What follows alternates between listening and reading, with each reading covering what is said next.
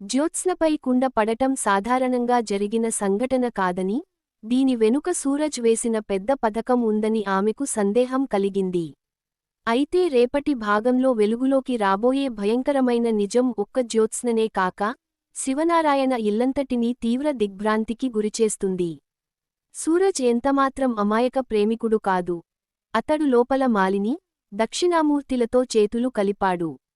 Malini plan విఫలమయ్యాక, Dakshinamurthy సూరజ్ను Sivanarayana కుటుంబంలోకి తన చివరి ఆయుధంగా పంపించాడు. కావాలనే జ్యోత్స్న కాలిపై కుండ పడేలా చేశారు. అలా జ్యోత్స్నకు సేవ చేసి, జాలి పొంది, శివనారాయణతో సహా ఇంట్లోని వారందరి నమ్మకాన్ని సంపాదించి తన స్థానాన్ని స్థిరపరుచుకోవడమే అతని ప్లాన్.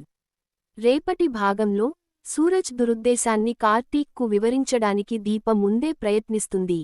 కానీ పారిజాతం మధ్యలో ప్రవేశించి అందరి దృష్టిని మళ్లించేలా దీపపైనే తప్పు మోపాలని చూస్తుంది. అయితే కార్తీక్ మాత్రం సూరజ్ చేస్తున్న ప్రతి పనిని నిశ్శబ్దంగా గమనిస్తూనే ఉంటాడు.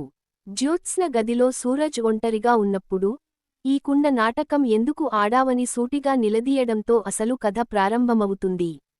ఆ సమయంలో సూరజ్ తన నిజమైన క్రూరత్వాన్ని బయటపెడతాడు.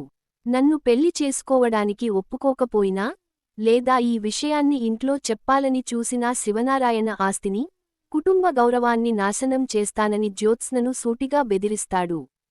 కాని ఇక్కడే ఒక ఊహించని మలుపు తిరుగుతుంది. బయట నిలబడిన దీప, సూరజ్ అన్న మాటలన్నీ స్పష్టంగా వింటుంది.